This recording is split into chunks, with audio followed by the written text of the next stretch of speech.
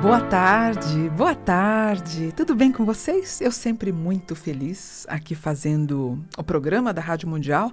Hoje nós estamos com a Paulista praticamente tomada aí por alguns blocos, as outras ruas próximas aqui também. E já começou a folia, né? Você gosta? Você gosta de carnaval? Eu não pulo, não brinco, não saio, mas eu gosto da alegria do carnaval. Eu fico às vezes acompanhando na televisão, eu acho muito bom. E é bem isso. Se você é evangélico, então vá para a igreja. Se você é católico, vá para um retiro espiritual. Se você é da folia, vá para a folia. Cada um tem que ter aqui. Nós vivemos numa democracia. Eu acho ruim quando as pessoas condenam o carnaval. Faça o que você quiser. O importante é ser feliz. E para você, se você não me conhece, meu nome é Mônica, sou escritora, sou angelóloga, que estuda os anjos da guarda, já estudo há 31 anos. E há 38 anos eu faço esse trabalho como espiritualista. Tem alguns livros publicados, então se você, pelo menos hoje é a primeira vez que você está me assistindo, seja bem-vindo, acompanhe os programas aqui na Rádio Mundial, todo domingo às 17 horas, tá bom? E o que eu faço todos os domingos? Eu respondo às dúvidas dos ouvintes. As pessoas mandam as perguntas através do Facebook, do Instagram ou no meu e-mail, que é o m.buon@terra.com.br, e eu vou respondendo aqui todo domingo. A nossa primeira pergunta eu achei muito legal, porque ele pergunta sobre profetizar. O nome dele é Marco. O Marco perguntou assim: Mônica, uma cantora disse que ela é de uma outra religião, e ela diz que é importante as pessoas aprenderem a profetizar. Como é que a gente pode profetizar? Primeiro, a profecia, quando eu profetizo, eu tenho que acreditar nessa profecia. E Israel, ele é um povo, Israel, os judeus, no contexto de Israel e agora no mundo inteiro, eles se tornaram um povo muito forte porque eles conhecem a tradição de profetizar. Então, os judeus, eles são, na verdade, um povo muito profético, né? Jesus também se tornou esse ícone, né? Toda uma conexão com o catolicismo, com o cristianismo, ou como o super-homem aí da nova era, ou da espiritualidade, porque ele é um profeta, ele é considerado, inclusive, no islamismo como um profeta. Então, nós temos textos aí no Antigo Testamento que profetizaram quanto à vinda de Jesus e também no batismo com João Batista. Jesus Cristo, então, ele é um profeta e ele é mais poderoso entre obras e palavras. Então, o que é profecia? É uma previsão. Jesus próprio profetizou a sua paixão, profetizou a sua glorificação, inclusive ele teve visões, né? E como é que a gente pode profetizar? Ela não pode não pode haver racionalidade na profecia. Sabe aqueles estalos que você fala, você vê a pessoa e fala: nossa, tô vendo que vai acontecer tal coisa com você? Isso é uma profecia. Não sei se já aconteceu de você ir numa taróloga, numa numeróloga, numa cartomante, num astrólogo, e tudo que a pessoa falou aconteceu. Geralmente, nos meus atendimentos, depois de um ano, a pessoa volta para mim e fala: Mônica, incrível. Porque eu peço para gravar. Tudo que você falou acabou acontecendo. Foi quase que uma profetização. Por isso que as pessoas que lidam com os oráculos, ela tem que ter esse cuidado, ela tem que ter um ambiente saudável para ela conseguir fazer as profetizações. E geralmente, para você profetizar, ela tem que ser coisas positivas. Você não pode condenar ou você não pode colocar medo na pessoa. Então, a profetização, ela sempre vem falar coisas positivas. E você tem que ter a liberdade de acolher a profecia ou não. Se for importante, você pode pronunciar ou mentalizar as palavras momentum, momentum, momentum por 3 vezes.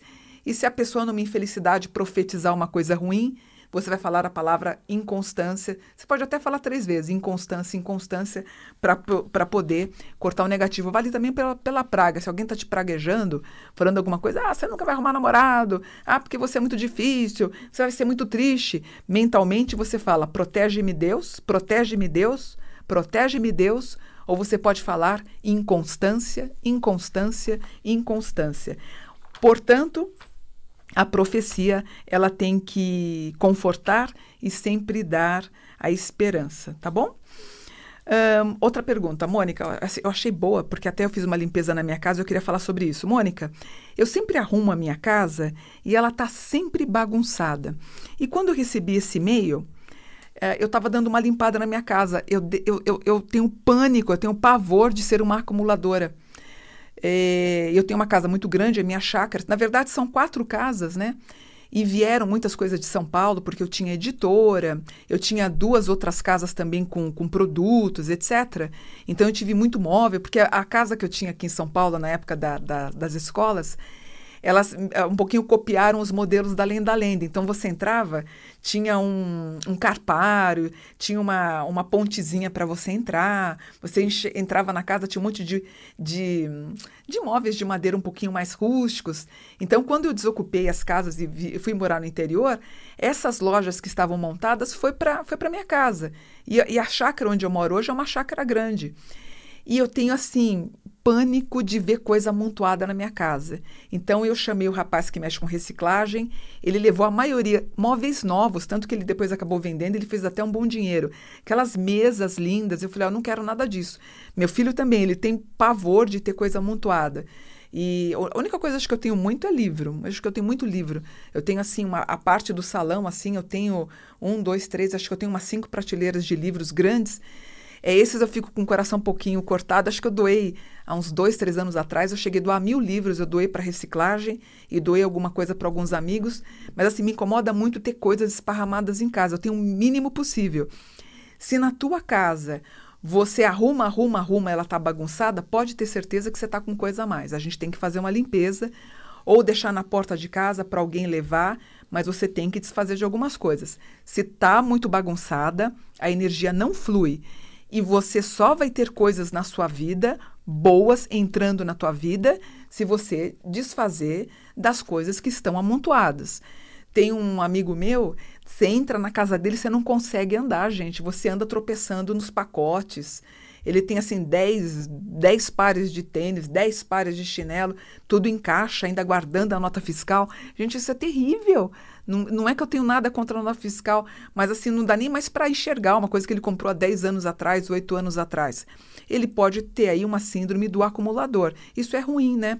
Porque as pessoas que acabam acumulando coisas em casa, você acaba acumulando tipo 4, 5 liquidificadores, enfim, micro-ondas, 1, 2, 3, você não usa, aquilo está velho. Aquelas televisões, aqueles aparelhos de TV ainda, é tubo que fala, né? O tubo. Para com isso, deixa para alguém, leva para alguém, doa. Se não, quando você desencarnar, você não consegue, você vai ficar um período ainda o que a gente chama de limbo, você vai ficar um pouco na matéria, sofrendo porque você não conseguiu levar essas coisas para outro plano. E o que eu fico muito surpresa é que essas pessoas, algumas acumuladoras, são espíritas. Gente, vamos desfazer. Tem um filme do George Clooney, que ele pega todas as coisas dele e fala, ó, as coisas da gente tem que caber numa mala. E ele anda para cima e para baixo com uma malinha de rodinha. E eu sempre tive isso na minha cabeça, quer dizer, acontecendo alguma coisa, eu sei exatamente o que eu preciso levar, o que eu não preciso. E se você for pensar, muita coisa é uma bobagem, você não precisa. Então, vamos parar de acumular. Isso você sofre um peso danado na tua aura e acaba sobrecarregando, tá bom? Então, se a sua casa está em desordem, pode ter certeza que você tem coisa demais. Vamos doar, porque senão a vida não anda, tá bom? Uma pessoa perguntou assim para mim, Mônica, eu sonhei com a minha mãe, só que no sonho ela não falava. E eu fiquei preocupada, mas ela estava serena, minha mãe já está no outro plano, ela estava serena, mas ela não abria a boca. Mas eu consegui entender o que ela falava comigo como se fosse uma telepatia. Então, se você sonha com alguém, essa pessoa não fala no sonho, ela ainda não tem permissão de falar, ela ainda não está num quadro de evolução que ela deveria estar, então ela não vai falar. Ela pode atuar como telepatia, mas não vai conseguir abrir a boca e falar. Quando ela conseguir falar e você vê ela falando, ela já está num outro plano mais liberta, ela conseguiu evoluir e pode, se depender das coisas que ela tem para resolver e voltar, ela pode até pensar em retornar. Eu lembro quando a minha mãe morreu em 2005, em seguida ela morreu em agosto, acho que foi em setembro, outubro, eu sonhei com a minha mãe. Ela estava sentada numa mesa que eu tenho de vidro, e ela conversava comigo entregando o bilhetinho. Eu falava, mãe, por que você não conversa? Estava tudo escrito, dizendo que uma pessoa queria me prejudicar e tudo. E foi incrível, porque acabou acontecendo exatamente conforme os bilhetes que ela tinha. Ela falou que uma pessoa ia me ligar, que ia me avisar sobre uma coisa, que ela ia tentar eu assinar um contrato, exatamente como ela me avisou com os bilhetinhos. Aí eu sentei para conversar com ela na mesa, ela me dando os bilhetes. Eu lembro até a data que a pessoa foi me procurar na minha chácara, no dia 1º de maio. Ela me procurou colocando um papel sobre um contrato para eu assinar e, na verdade, ela ia me lesar. E eu lembrei do sonho que eu tive com a minha mãe. Por isso que eu falo, aliás, se você tem mediunidade, se você é espírita, espiritualista, os nossos mentores, o nosso anjo da guarda, vai sempre nos orientar, principalmente através dos sonhos. Por quê? Nós relaxamos. Então, a gente consegue fazer projeções astrais, encontrar com pessoas queridas e até manter um contato mais estreito com o nosso anjo. Então, deu para entender? Se você sonha com alguém que já desencarnou e ela não fala, ela não tem ainda permissão. Se ela está falando, ela já está num quadro mais evolutivo e, assim, ela pode até estar pensando em retornar ou com autorização para retornar. Mas você sonhou, então, com alguém que já desencarnou e não abriu a boca, porque ela não tem permissão. Certo? Uma pergunta legal me fizeram e eu linkei com... Eu sou super fã do Supernatural, que é na Warner, se eu não me engano. Muito bom. Aliás, quando meu filho era menino, devia ter uns 14, 15 anos, ele, mãe, você precisa assistir esse seriado. Eu falava, eu não tenho tempo para essas bobagens. Hoje eu paguei a língua, porque eu assisto toda noite, de segunda a sexta. Eu não assisto as novelas, mas eu migro para, acho que é 20, 45, 21 horas. É muito legal. Porque o conteúdo do seriado tem muito a ver com tudo que eu falo. Então, eles falam muito dos espíritos e tal. E em um deles, uma pessoa, numa das perguntas, ela me perguntou sobre os espelhos. E eu lembro quando eu raspei minha cabeça, quando eu fiz raspei, tem que raspar para fazer todos os preceitos do candomblé, você tem que tampar os espelhos, você tem que cobrir, você não pode ver seu reflexo. E num dos episódios que teve dos dois irmãos, eles também estavam tampando os espelhos porque o pai tinha morrido e tal. Por que o espelho ele tem perigo ou não tem perigo ou é uma superstição? Porque os espelhos, eles refletem a alma. Então, se você tem uma alma boa, a energia da tua casa também está de boa, não tem problema. Mas se você tem um padrão um pouquinho negativo, o teu gênio contrário, a tua carga negativa, segundo as tradições milenares e espirituais, essa carga ficaria presa no espelho. Por isso que dizem que quem quebra um espelho vai ter 7 anos de azar. Então, dependendo do ambiente muito carregado, o espelho teria a condição de filtrar essa energia.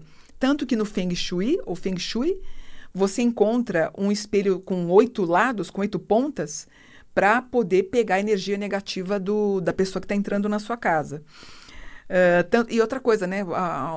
Enfim, há anos atrás, aí, os mais antigos vão lembrar disso, as pessoas quando morriam em casa, também se tampava o espelho para você não ter o reflexo ou ter a possibilidade de alguém de um outro plano querer invadir tua casa. Então, por isso que não presta também, não é que você vai ter azar, não presta você ter nada de espelho quebrado e deixar na sua casa.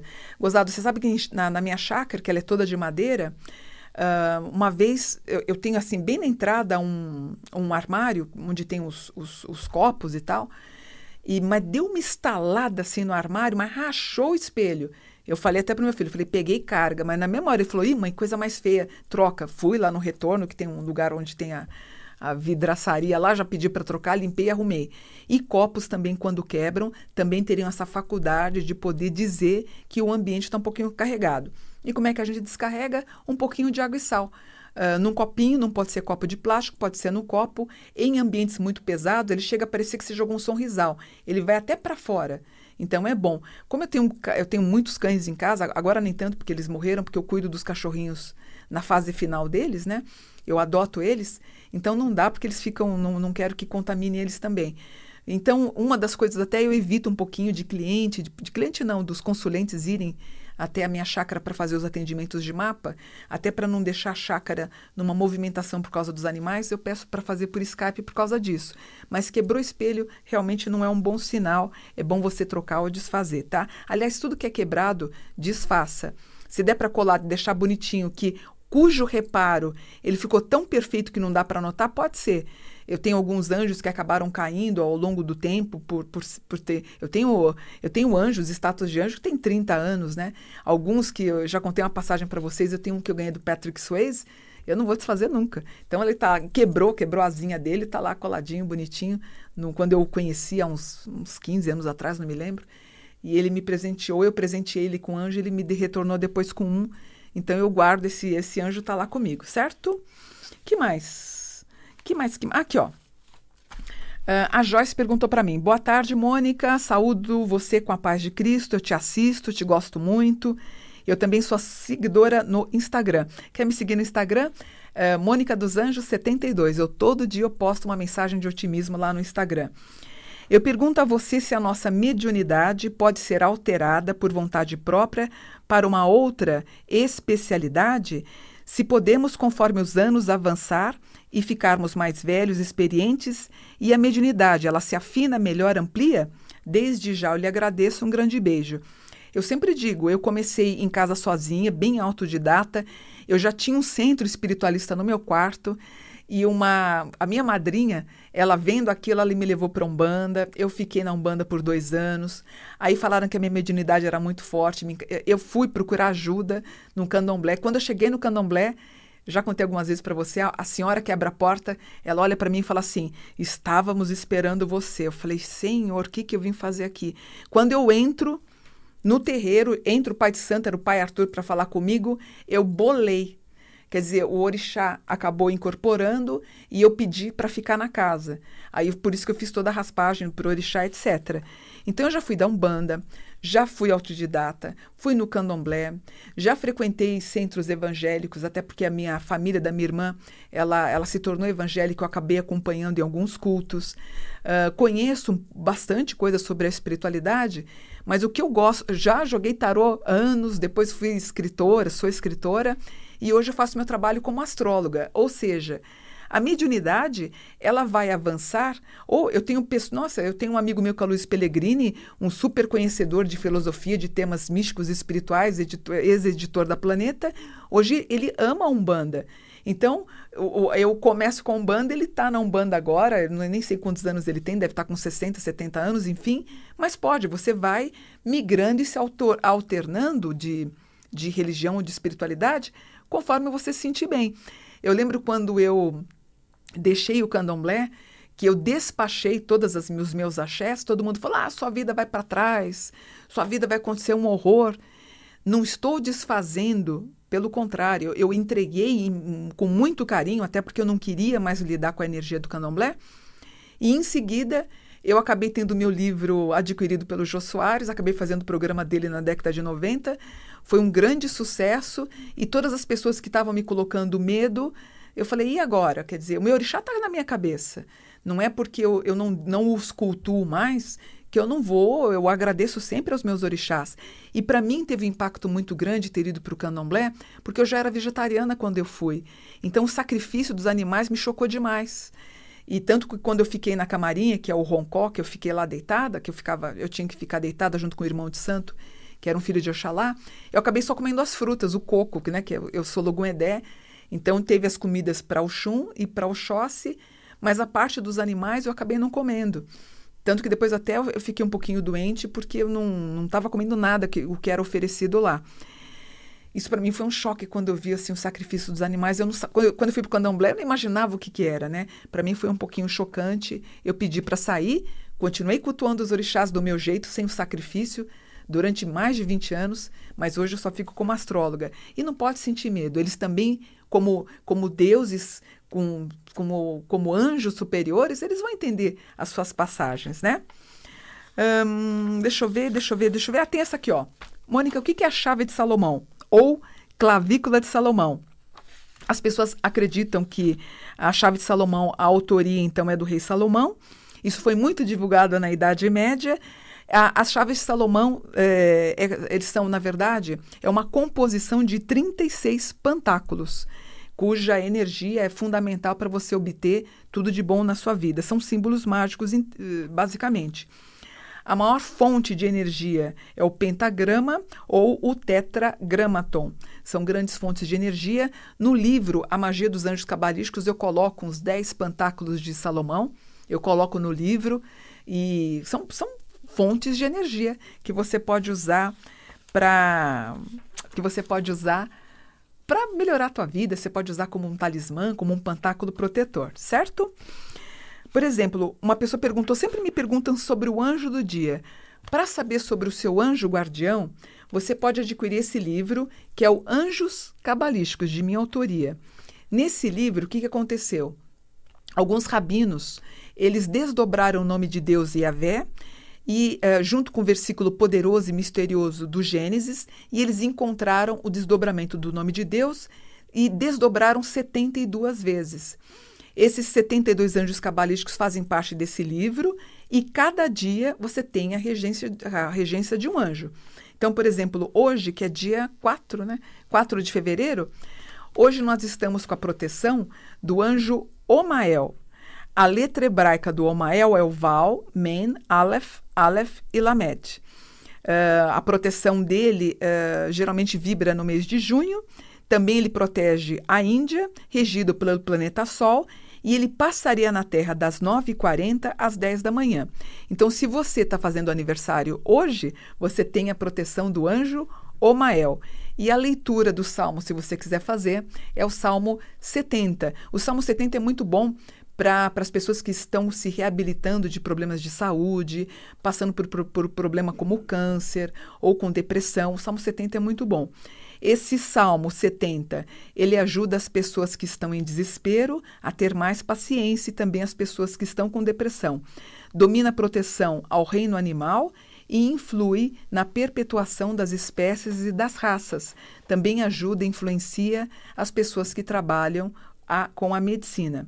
Então, por exemplo, o Omael, as pessoas que ajudam, que são voluntárias nos resgates de animais, também contam com a proteção de Omael. Então, o Omael, esse anjo, passa das 9h40 às 10 da manhã, mas necessariamente você não precisa rezar para o teu anjo nesse horário. Ele passa 20 minutos na Terra, o que a gente chama de hora da verdade. Você vai fazer suas orações, as suas orações se ficam impregnadas na tua aura. Nesse horáriozinho, ele conseguiria entrar nesse plano terreno, ele extrai as informações da tua aura e consegue realizar e atender as coisas que mais te afligem. Há um paradoxo, né? Porque as pessoas falam assim, eu preciso rezar para o meu anjo. Você pode rezar, é bom, porque a oração, na verdade, ela limpa a tua aura e expande a tua aura. Mas o seu anjo, Deus, na verdade, os seus anjos, eles sabem, na verdade, o que você precisa ou não. E ele vai tentar te ajudar nas coisas com mais urgência, o que você precisa. Mas o Salmo, assim, há mais de 30 anos eu faço as orações do Salmo, muitos dos Salmos eu já até decorei, faço as minhas orações de manhã, quando eu acordo, e à noite, e é sempre bom para expandir um pouquinho da tua aura, tá? Eu vou ficando por aqui, mas antes eu vou deixar os meus contatos para você. Você pode me contatar pelo Facebook, eu estou como Mônica Bonfilho, inclusive nós estamos ao vivo aqui pela Rádio Mundial. Vai no Facebook, você digita, é que já está acabando o programa, mas você pode acompanhar as outras pessoas depois. Rádio Mundial, eu estou todo domingo então ao vivo, que a gente chama de live. E você me contata no Facebook com Mônica Bonfilho, eu tenho uma página oficial, tem 175 mil pessoas, estou todo dia também postando. No Instagram, como Mônica dos Anjos 72. O meu telefone para você fazer aí a sua reserva de mapa astral, que é uma ferramenta maravilhosa, é o meu e-mail, é o m.buon@terra.com.br, o telefone 11 4708-1950, você vai falar com a Márcia. Só respeita os horários de almoço. Geralmente, na hora que a gente está almoçando, o telefone não para de ligar, não para de tocar. Nessa hora, a gente está conseguindo atender. Então, de segunda a sexta, a Márcia fala com você, te explica direitinho. E as consultas não são presenciais. Elas são feitas por Skype. Ontem eu fiz para Ontario, fiz uma para o Japão de novo. Nossa, fiz uma para uma moça que estava em Bogotá. Por isso que é legal. O Skype você fala com todo mundo no mundo inteiro. É muito bacana, é uma ferramenta incrível. E o meu mapa, ó, redondinho. Você não precisa perguntar nada. Quando eu estou no ar com você, eu já pergunto, é isso que está acontecendo. Na verdade, a consulta dura 40 minutos, mas eu já consigo entender teu mapa e te dizer o que está acontecendo em 15, 18 minutos. Eu falo assim, até de forma modesta ou não, mas eu posso falar já em 18 minutos, já sei por que você está me procurando, resolvo o teu problema, te dou uma boa resposta e todos os meus mapas, graças a Deus e aos anjos, todo mundo adora, gosta muito e eu fico muito feliz com esse carinho de vocês. Domingo que vem eu volto, a gente já vai estar aqui fervendo também com o carnaval, mas eu vou estar aqui. Eu volto então para mais um programa e qualquer coisa vocês me mandam as perguntas no m.bom@terra.com.br. Fiquem com Deus, agradeço o carinho de vocês. Domingo que vem eu volto para mais um programa. Mônica Bonfilha, Namastê, gratidão.